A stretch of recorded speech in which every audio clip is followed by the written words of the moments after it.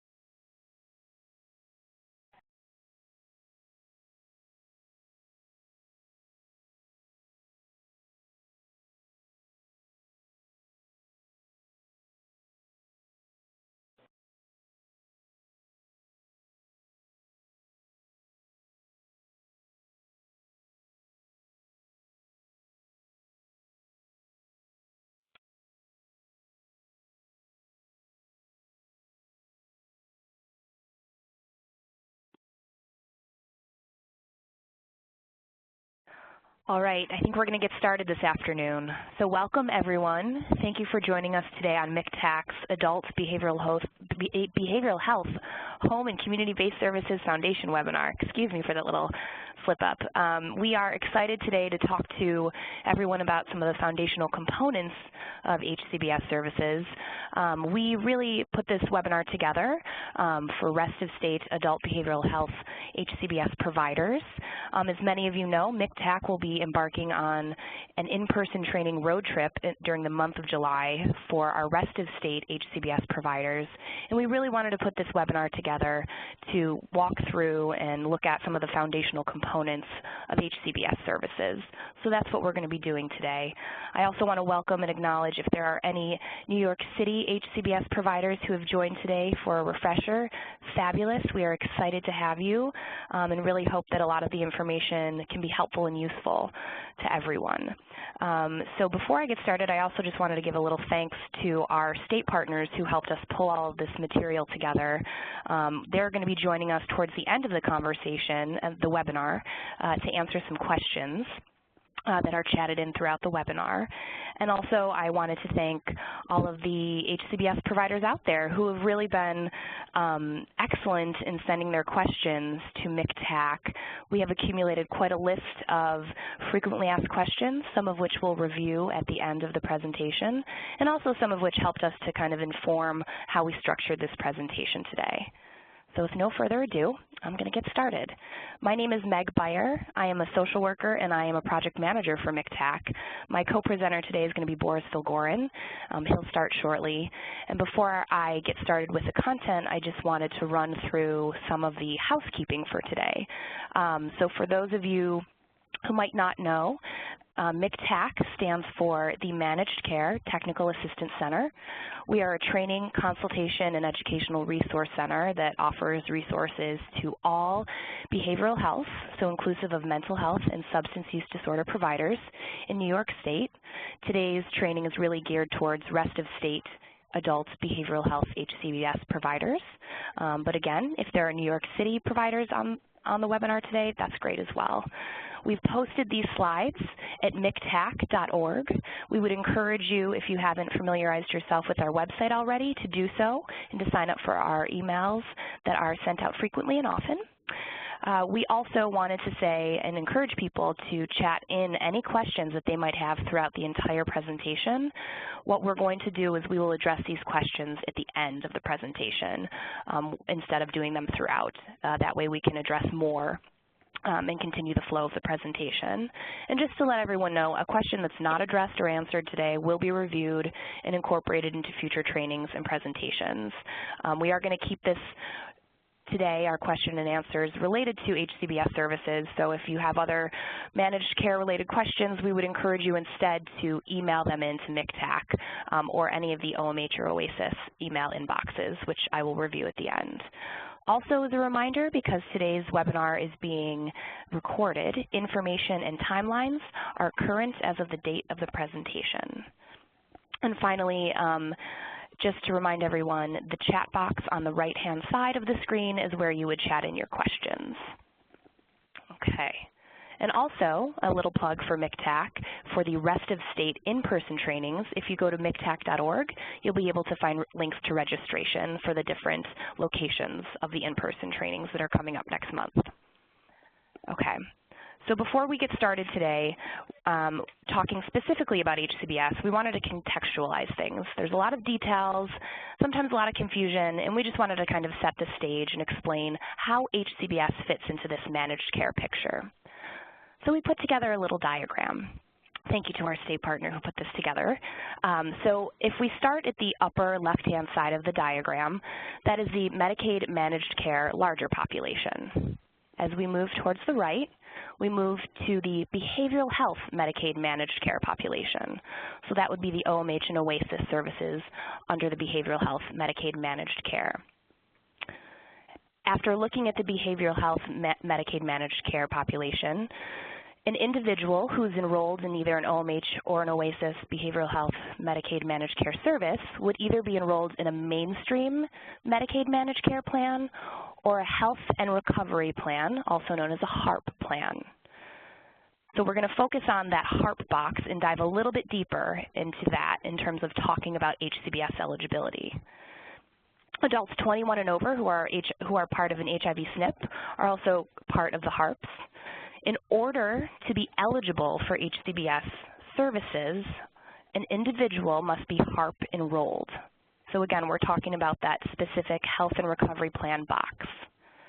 In order for an individual to be deemed eligible for HCBS, they have to receive an eligibility assessment. And again, throughout the rest of the presentation, we are going to talk more about the details of what I'm explaining now, but this is just kind of a bigger picture. How does this all fit in context? So once an eligibility assessment is completed for an individual, they will either be deemed not eligible, so they cannot receive HCBS services, or they will be deemed eligible for Tier 1 or Tier 2. Okay. So what are the other components of HCBS eligibility? The state has identified HARP-enrolled Medicaid beneficiaries aged 21 and older, so that's the HARP population. Individuals are enrolled in HIV SNPs that are determined by the state to be HARP eligible. And in order for an individual to receive HCBS services, they must meet the eligibility criteria on the HCBS eligibility assessment. So Tier 1 are services that include employment, education, and peer support services.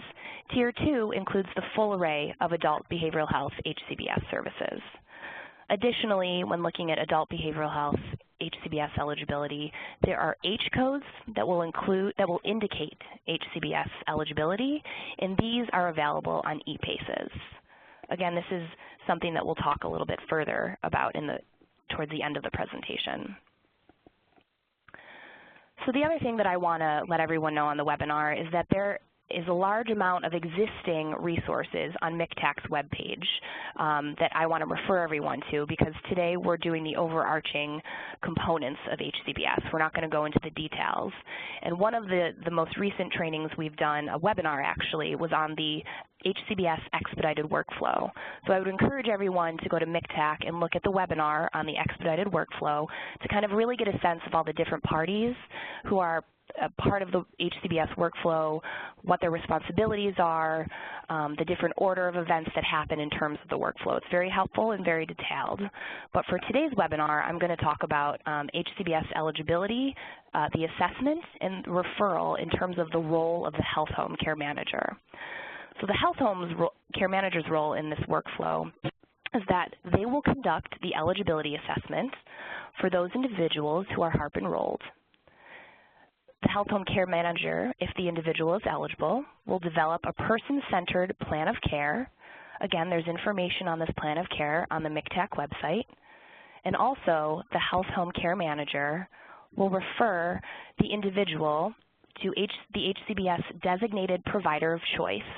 And this, of course, happens after the managed care organization approves the level of service determination in a conflict-free manner. So the next thing that we wanted to talk about is conflict-free, because this is a very big component of HCBS services. And this is really about HARP enrollees will be provided with a choice of HCBS designated providers from the MCO's network of a particular service. And all that means, when we use the term the MCO's network, that means the providers have a contract with the MCO to provide these particular HCBS services. So the HCBS the individual who will be receiving HCBS services will have their choice from the managed care organization's network of providers. So with respect to conflict-free care management requirements for health homes, as we understand that some health homes might provide care management and direct care services for an individual, the state understands that, and to promote and ensure integrated care for the best interest of the client, the care management and direct service components will be under different administrative and supervisory structures. So again, this is all about conflict-free, and the emphasis is on individual choice. Okay, so now we're at the part where we're talking about the adult behavioral health HCBS service-specific assessments. So what this means is that the behavioral health HCBS provider would receive a referral, and POC stands for Plan of Care, from the health home care manager, and will complete the following steps within 3 visits or 14 days of the first visit. So the behavioral health HCBS provider, they'll conduct a service-specific assessment, they will develop an individualized service plan, and they will submit the authorization form to the managed care organization with the frequency, intensity, and duration of the service. Again, we're going to go in a little bit into more detail about this in a little bit further in the presentation. It's also recommended that providers talk to the managed care organization to determine their specific health plan's process as it relates to level of service determination and authorization for the 3 visits. So again, we just really are providing this information to make sure that you as HCBS providers out there have all of this. And maybe some potential procedural questions to consider for this step would be, if the HCBS provider gets a referral for HCBS services, should they be expecting a level of service and authorization information for the 3 visits to come from the health home care manager or the managed care company? Again, these are things that you as an HCBS provider would want to talk to the MCO or the health home about, what you should anticipate. Do you as an HCBS provider need to call and confirm the level of service and authorization yourself? And even though you might have 3 visits or 14 days to complete the assessment, do you as an HCBS provider have to notify the managed care organization after the first visit? Again, these are just outstanding questions that as an HCBS provider we want to encourage you to think about and kind of work through. Okay. So next we're going to talk about adult behavioral health, HCBS, prior and or continuing authorization processes. Okay, so adult behavioral health HCBS providers must complete the prior authorization form for every HCBS service. When requesting concurrent authorization, the HCBS provider can choose to either complete the authorization form and submit it to the managed care organization for review, which could also include a subsequent telephone review if requested by the plan, or they may request a telephonic review only with the plan to discuss progress made and any modified goals or objectives.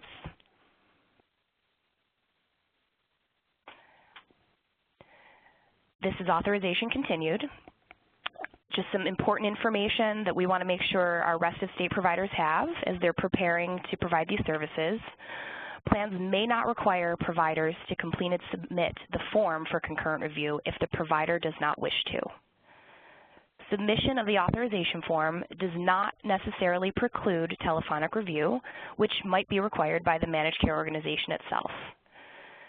New York State encourages providers to reach out to the MCO regarding authorization protocol to ensure timely delivery of services for members. So this is really in alignment with what we've been encouraging, to talk to the MCOs, to figure out what their processes are, to figure out if they have any specific nuances in their forms or their submission policies and structures. Just to make a plug for one of MCTAC's tools, we did put together an entire tool with contact information for all plans that I'll review at the end, but you can find contact information on there, and we would encourage you to utilize the tool to build those relationships with the MCOs. Again, you can request, the MCOs can request telephonic reviews at any point in the review process, and plans may request case documentation as needed to ensure appropriate access to services and desired outcomes. And we just wanted to highlight that for providers and make sure that you were aware that they could request case documentation as needed. Okay, so now I'm going to do a brief review of the actual authorization form. And again, we want to encourage all HCBS providers to reach out directly to the MCOs to receive the authorization form from them. There might be some nuances according to the different plans, so we would encourage you to reach out to the plans directly to get this form. And this is actually an example of a concurrent review authorization. Again, this is just the basic template, the basic form, basic information on here about the member, the individual receiving the services. Okay. Again, these are the different services the individual has been authorized for, as this is a concurrent review process. The other thing to note with these forms is that you can use the forms for up to 3 HCBS services. So this individual is receiving peer supports, intensive supported employment, and psychosocial rehab. So 3 services are the maximum for the authorization form. Okay, and again, here we have the section of the form that notes frequency, intensity, duration, and modality of all the HCBS services. And here we have the goals and objectives. I know I'm going through this kind of quickly, but we do have an actual recorded webinar on the MCTAC website that goes in much more detail through the authorization process. So I would encourage everyone to kind of review that, go to MCTAC's website, and listen to that webinar. Again, here's the goals and objectives,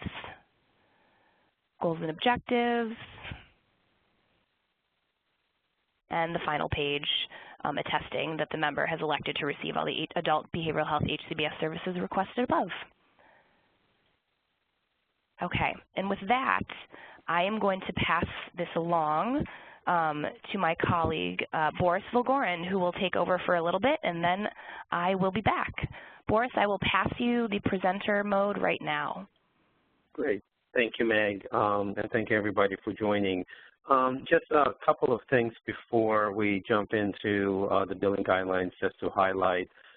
One is, again, just to remind folks, HCBS services are an additional array of services that are available and will be available to individuals who are HARP enrolled. As Meg said, I just wanted to remind folks that does not take away, again, any of the state plan services. All Medicaid individuals are still eligible for all state plan services. That means the clinic, OTP, and PROS, and so forth.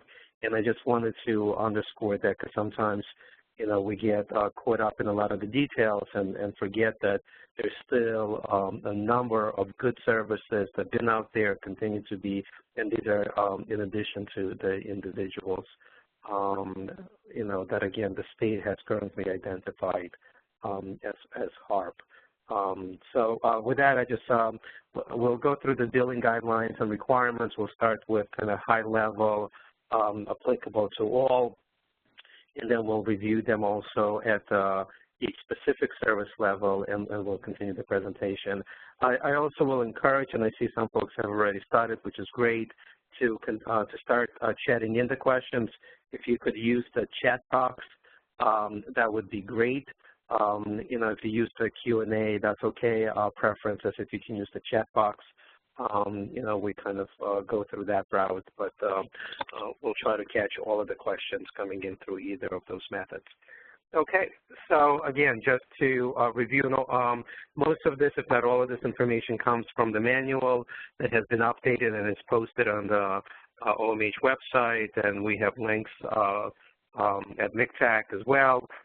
So just to go through, areas of billing guidelines and requirements that are applicable to all services.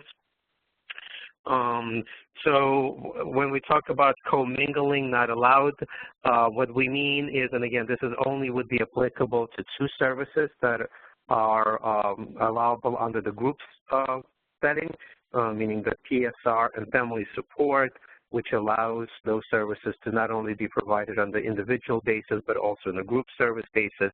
For those two services, commingling, meaning taking clients from one program, like a clinic, maybe group, and a PSR group or family support group, putting them all in one room, calling it one group, having maybe 5 clients from the HCBS world and 5 from the clinic.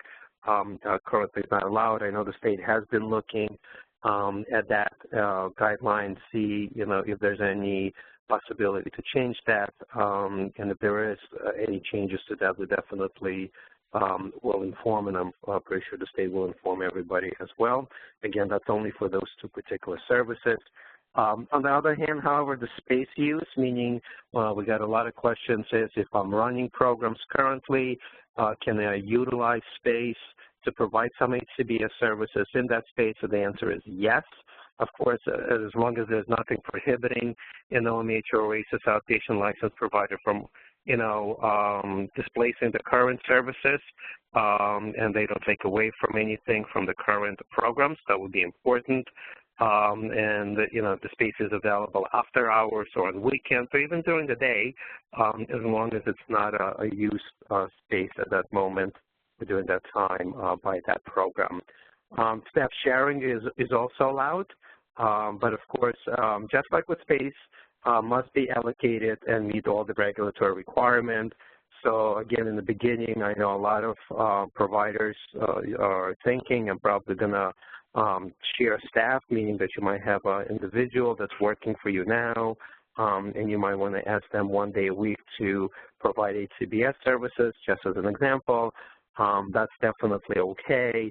You just need to make sure that the expense side of that individual and that individual's allocation appropriately aligns where they were providing those services, as well as, again, coming back to space, if you are going to be using current space, you need to make sure that those costs and expenses for space are allocated appropriately.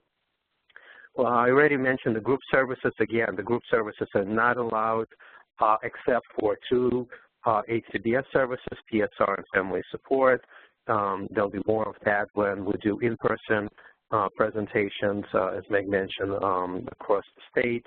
But the overarching comment is, the group services are not allowed except for those 2 particular ones. And the services cannot be provided telephonically. These are all face-to-face services. The other overarching information is the utilization thresholds that the HCBS services have. So as we go through each service, they all have their own hourly caps but there's also a dollar cap that comes across all of the services. So if somebody is assessed and deemed to be Tier 1 eligible, there's an $8,000 per calendar year basis limit. And of course, that excludes, just to underscore, that excludes the crisis respite dollars. That only includes all the other services except for crisis respite. So that's the first cap. It's $8,000 for Tier 1. There is a corridor or 25% allowance that can go up to $10,000, but that would need to be approved by the managed care company or the health plans, and so that's something you would be discussing with them directly. For Tier 2, similar process, except for Tier 2, it's double. It's $16,000 and $20,000 as long as the plan has approved it for that particular individual.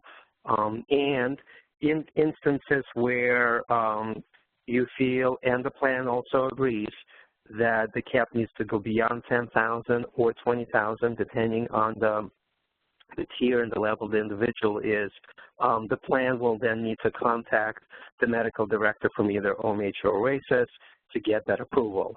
So again, Tier 1 is $8,000, Tier 2 is $16,000. Both of them exclude the dollar amount from the crisis respite.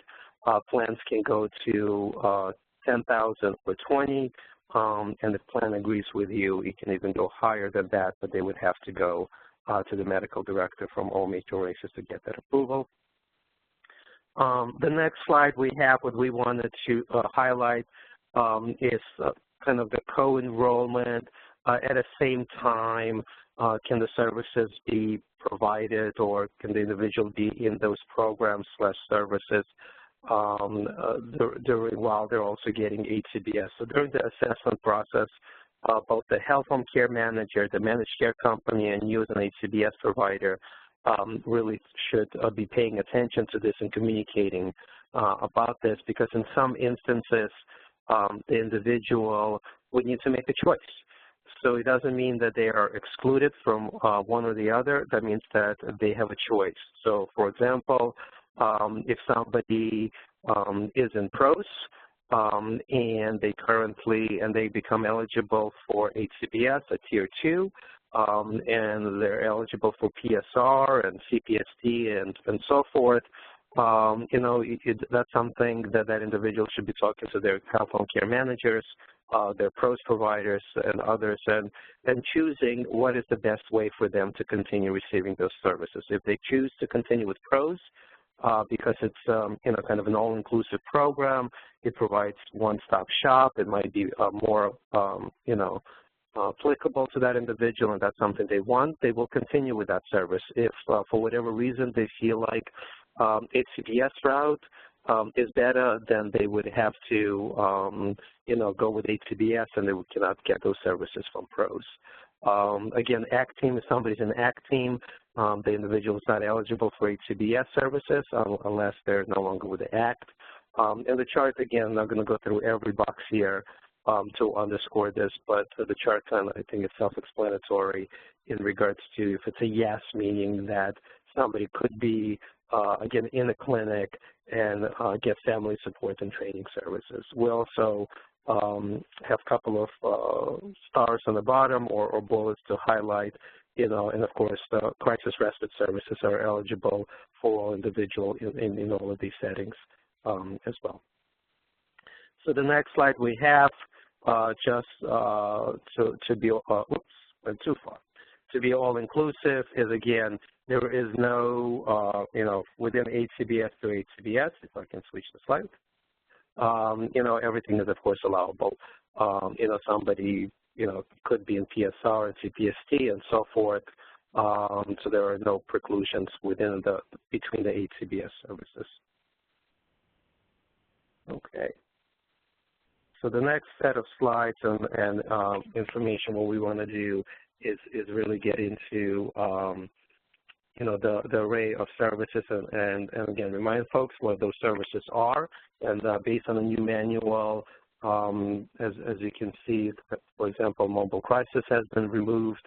I know there'll be further guidance coming on it. We don't have that yet. from the state. I know initially was on the list, and it was moved out of the HCBS array, but I know the state is looking into it. We're also not going to be focusing on the transportation here, the non-medical transportation.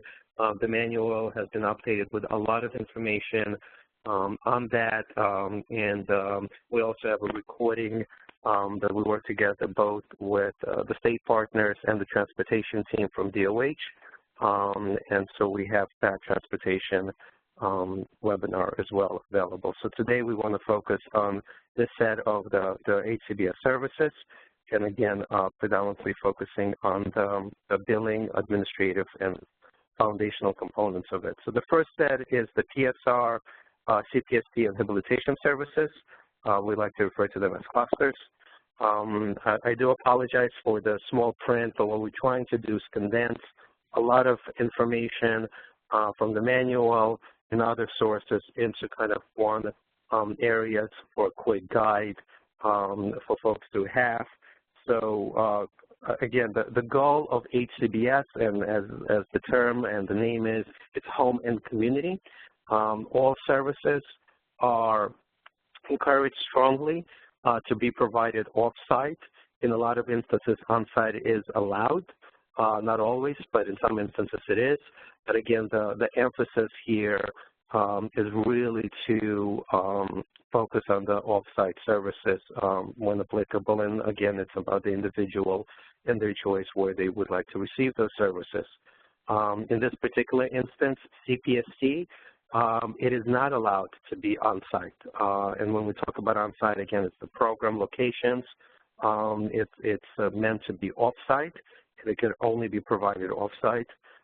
There's some limitations and exclusions for all services. We talked about the dollar caps. Here are the hours cap, again, that are calendar year based. So for example, the PSR and the habilitation together have a $500 500-hour calendar year cap together in that particular instance. And should not be, you should not go over that. In that, again, it's actually all three, the total combination between all three of these services. We also talk about the staff-to-member ratios in PSR. The ratio is 1 to 20, and we talk about this as the full-time equivalent of 1 to 20 on the caseload. The CPST, it's up to the agency to really devise that kind of ratios. And so again, we have this information, and a lot of this, if not all, as I mentioned before, is also available in the manual as well. On the crisis respite side, there's the short-term crisis respite that talks about how many individuals in regards to capacity, what type of settings it should be, that it is a 24-hour day, 7-day a week. When residents are present, the staff needs to be there, and of course needs to be open since it's a residential type of a setting. It also gives you a lot of information in regards to how many folks should be there, in regards to the FTE, and kind of between the hours of operation of how it works. So when you are building this or thinking about providing, if you're one of the designated providers for the short-term crisis respite program, you should really pay attention to this and make sure that when you're building your staffing plan, your program, and so forth, that you meet these requirements. So just again, to give folks an example, there shall be a minimum of 1 staff person on site for every 4 guests from 7 a.m. to 8 p.m. And then from 8 p.m. to 7 a.m., basically the night shift, there should be a minimum of 2 staff on site. And that's an important distinction. And again, it's important that folks follow this. There's also some requirement in regards to the program director. It should have 3 to 5 years of management experience. And of course the peer respite staff should have experience as a recipient of mental health services that's willing to share their personal, of course, and practical experience and so forth. Again, important to pay attention to all of this and make sure that folks understand this, and kind of the exclusion or cap for this particular service, the individual can get it no longer than 1 week per episode, and altogether it's 21 days per year that the individual is allowed to get this for. Again, in regards to, if I can get the slide to move, the intensive crisis respite, similar, setup with to 21 days per year, kind of cap on this. It even have more, appropriately so, since it's intensive crisis requirements on who should be on staff. It does require an RN and at least one mental health treatment staff. Again, if you have more than 10 beds, you can need 2 mental health treatment staff. It should be 24/7 as again, residential service and so forth. And it's important to kind of understand the difference between the intensive crisis and short-term crisis as well, as you kind of put this together. So I strongly recommend folks kind of pay attention to this. The other piece that we get a lot of questions on is in regards to crisis respite and how it's based on residential setting. So of course, if the individual comes in on the crisis respite, all services should be coordinated with health home care coordinators, but even more so when somebody's in crisis and this particular setting.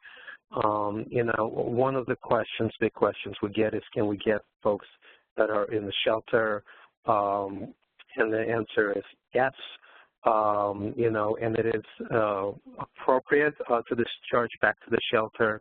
Of course, that's not ideal, but we also understand, and the state understands, within 1 week, get somebody in housing is probably not realistic as well. But if there is a possibility, or somehow, maybe a family member or other means can happen, that would be, of course, preferred.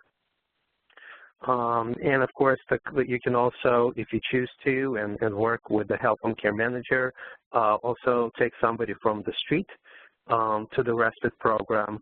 But of course, we would not want you to discharge them back to the street, and we recommend that the clients be discharged to a shelter at a minimum, again, if there's no way to discharge them to some sort of a more stable housing or some sort of a housing program. Okay. The next group of services we're going to focus, we'll first go through the education support services, and then we'll go through the employment piece on this. And so the settings are ideally, of course, in the educational setting. The education service has a 250 hours per year cap. There's a certification, an education specialist who possesses a BA, and of course some experience. The supervisor may be unlicensed, but it would require at least a BA as well. And the staff ratio is 1 to 20 individuals. And of course, if you have part-time, you would fortunately, align that to meet that requirement.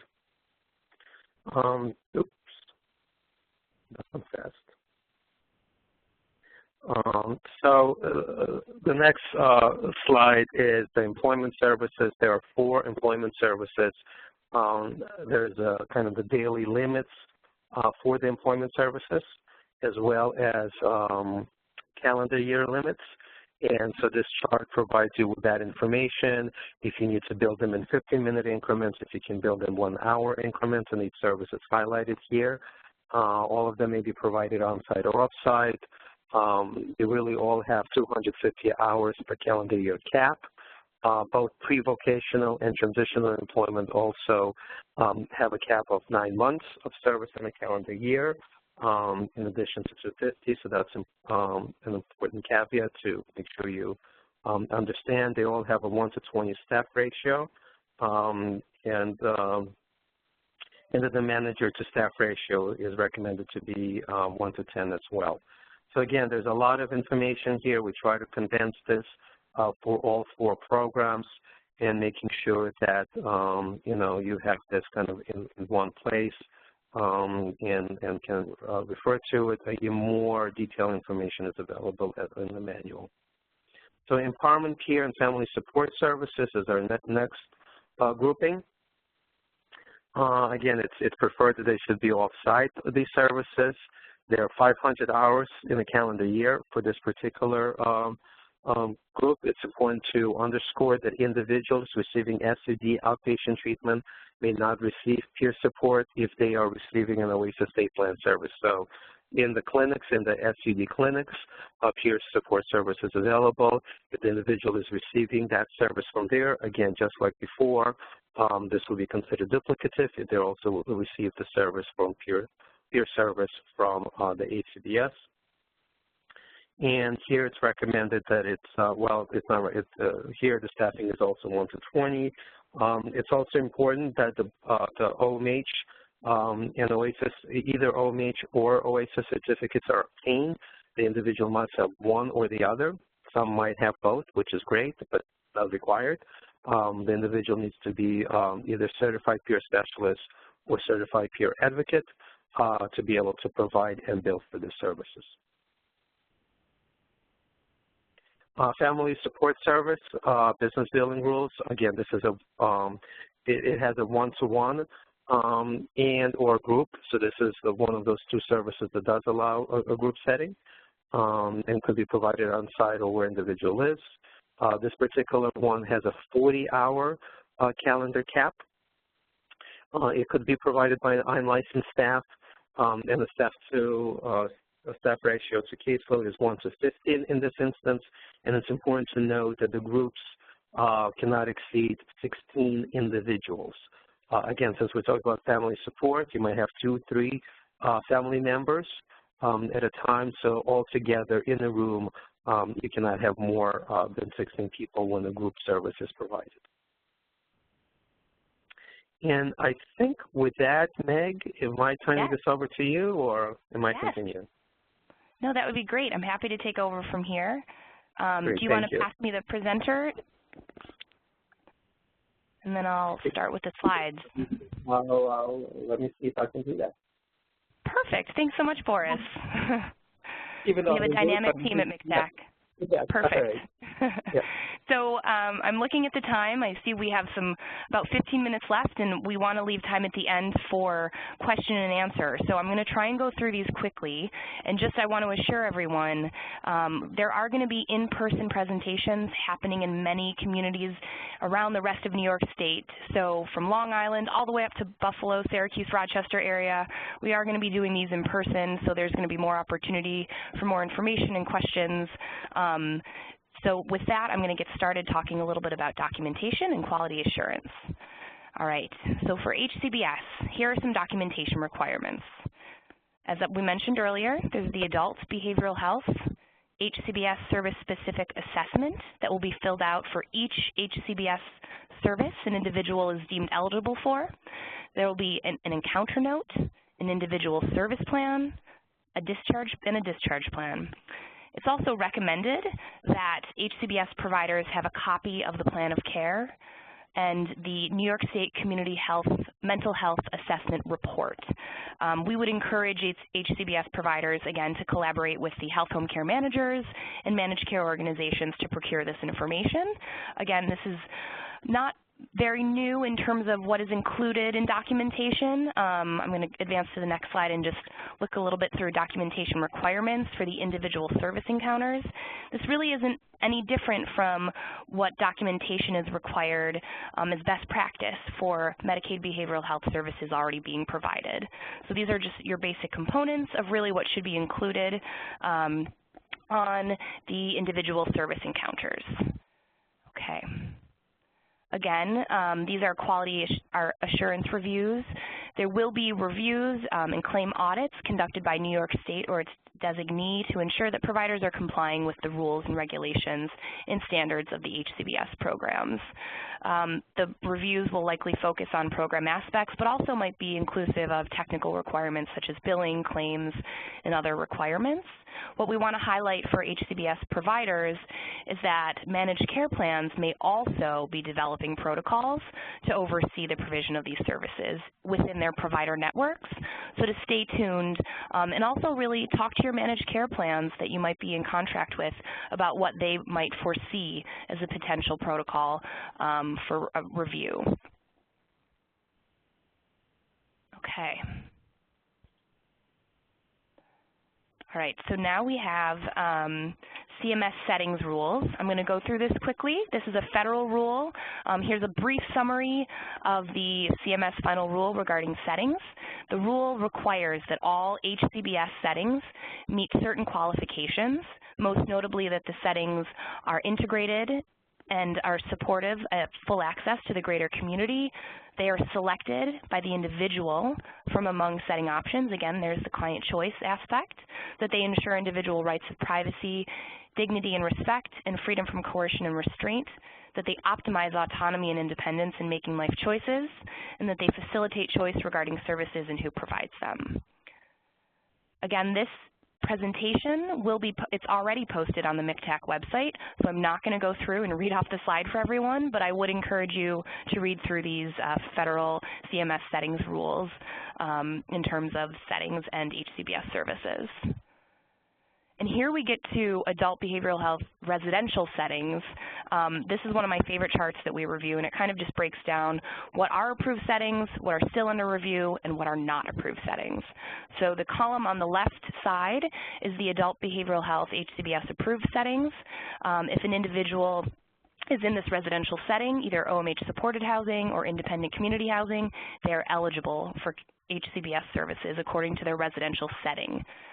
That's still under review are the middle column, all of these residential settings, and the far right column are all the HCBS, the residential settings which would make an individual not eligible for HCBS. So if an individual was residing in any of the far right columns settings, the adult residential not meeting CMS standard for community settings, they would not be eligible for HCBS. Okay, and here are just some important kind of housekeeping components.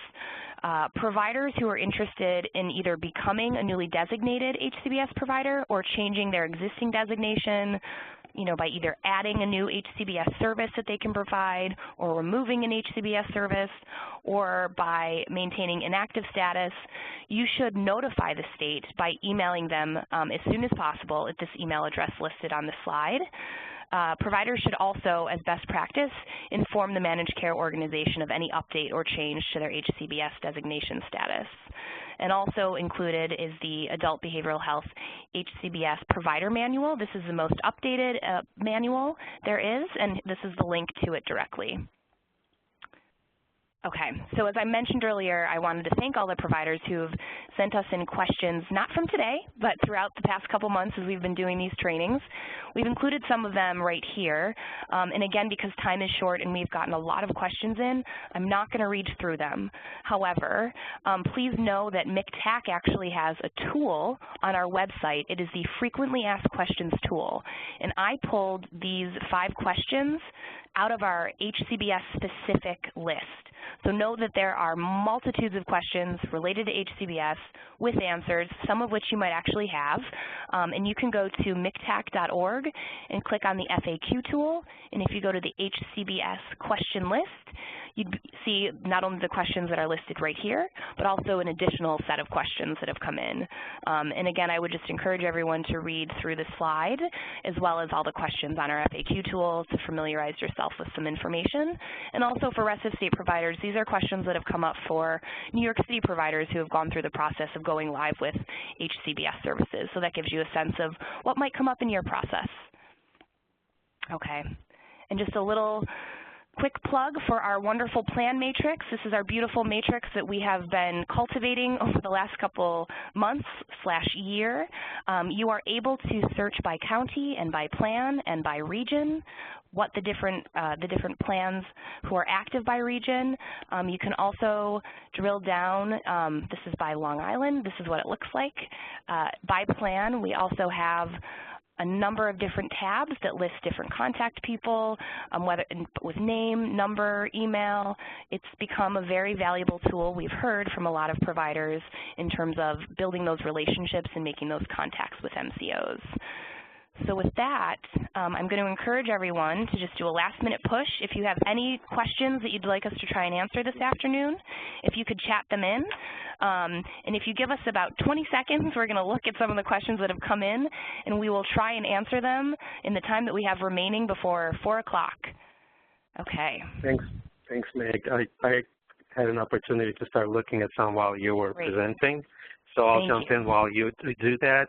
So again, I think, one of the overarching themes that we, I think, present in all of our presentations is communication is going to be key here between you as an HCBS provider, the health home care manager, and the managed care companies. And some questions and some comments that we get is, how do I know this, or how do I know that? A lot of it is all going to be based on purely the old-fashioned communication. So, for example, one question was, how would I know if the dollar caps or hour caps have started? That is really based on the discussion with the managed care company. They will only have that information if a provider actually notified them and or billed for the services, because even they don't have all the information as well unless, somebody else tells them or bills them.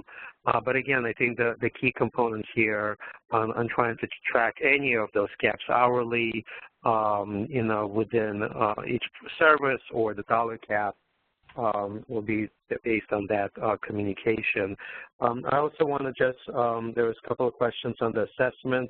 I know this is sometimes gets confusing because there's a health home care management, a community mental health assessment, and then there's HCBS service specific assessment.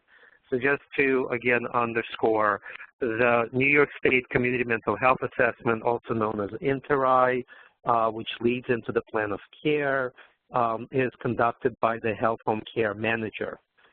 When we refer to the individual HCBS assessments, we're referring to each HCBS provider when they meet with the client after they receive the referral, that they will be conducting their own individualized assessment. I think the common example that I know I used and other folks have used is, think of this more like in the physical therapy world, where you go see your primary care physician who conducts an assessment, and then they go to, you refer to a physical therapist who does their own specific assessment to determine how often you're going to come and what types of exercises you're going to do. So this is kind of falls in a similar way, again, underscoring there is the community mental health assessment, an individual done by two different providers. So with that, I don't know, Meg, if you had some time to look through this as well, and we can both double team and then get our state partners to jump in as well on some of these questions. So I'm going to take a first go. We got a question about authorization. And just to emphasize, so while every HCBS service needs to be authorized, you are able to include up to 3 HCBS services on that authorization form. Okay, we had a specific question about that. Is that correct, Boris? Right. Yes, and I think it's important to note because, again, since each service might have its own different frequency, duration, and scope, I think it's important. So, yes, the form can have all 3 on it, but since the authorization has to be specific to the service, so one service you might be asking for 3 months, another one 6 months, and maybe one only 4 months. And, in one instance, it might be once a week, and another one, it might be every other week. So, even though it's one form to reduce the burden of, paperwork, of repeating a lot of things, it is expected that at least on the authorization side, since they're different, or, most likely will be different, there will be separate authorizations. It also goes, I think there was a question on billing. Each service is billed separately. It's a distinct service that's provided by, again, you should pay attention to the staffing requirements. by staff that are eligible and certified or licensed, depending on the requirements, to provide that service. It is very specific, so the billing is also separate, and I think we had one of those questions as well. Great. Thanks, Boris. So just a quick question, kind of, I think, going back to how we tried to contextualize everything. We have a question from a participant asking, if someone is deemed HCBS ineligible, are they still eligible for mainstream managed care? And I believe the answer, and Boris, please jump into that, is if someone is deemed ineligible for HCBS, that would mean they're still eligible for their HARP plan, their Health and Recovery Plan. Is that correct, right. Boris? And again, yes, and yeah. I think so, again, just to mention, and I know I've said that during the presentation, the individual is eligible for all of their state services, be it they're in a HARP plan or in a mainstream plan. They do not lose access to any of those services. So if they're not eligible for HCBS, they continue, and if it's appropriate and medically necessary, to be eligible for all other services that every other Medicaid recipient is eligible for. Okay. Great. Thank you. All right. Yep. There were a couple of questions on the mobile crisis, because I know they were originally included in the HCBS array of services and no longer are. So one, I'm confirming that they no longer are, and I don't know if Doug and Lisa, because we keep getting that question on the mobile crisis, if there's any further information or anything else. Yes, Doug. Yes, hi. Right. The mobile crisis services are now being called crisis intervention services, and they're no longer an HCBS service, but they are going to be part of the waiver, which means that they're not limited only to those people that are in a HARP. It's going to be available to all people that are in Medicaid managed care.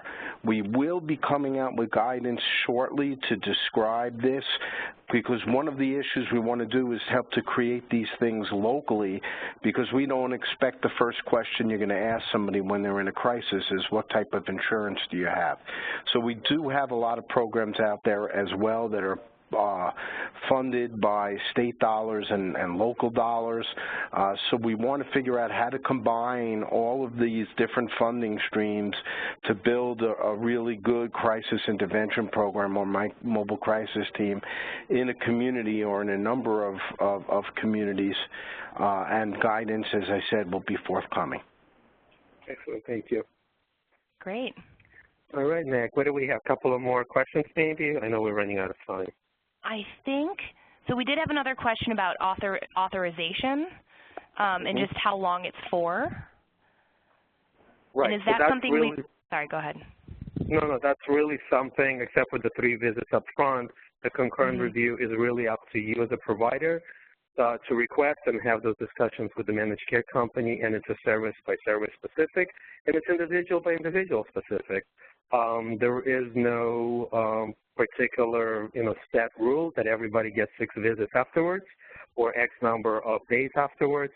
It's really you're assessing the individual, you're continuing to assess them to see their progress, see what else they need, how their treatment might need to change, and so that's important that you request those and work with the managed care companies to, have that as part of your authorization process. Great. I just got a quick question from someone. They're asking who completes the behavioral health HCBS specific assessment. So I'm guessing that's the service specific assessment. That is completed by the behavioral health HCBS provider. Correct. Okay. And I think that might be our last question, Boris. Okay. Yeah. It is 4 o'clock. So yes. I want to thank everyone for joining. Please know that these slides are posted on our website. You can go to mictac.org to find them. We will post this recording as well as soon as it's uploaded from our system. And please, if you have further questions, email mictac.info@nyu.edu. And we hope to see you in person when we come to a neighborhood near you. That's right. We hope to see you all in person. All right. Thanks so much. Great. Thank you, everybody. Bye-bye.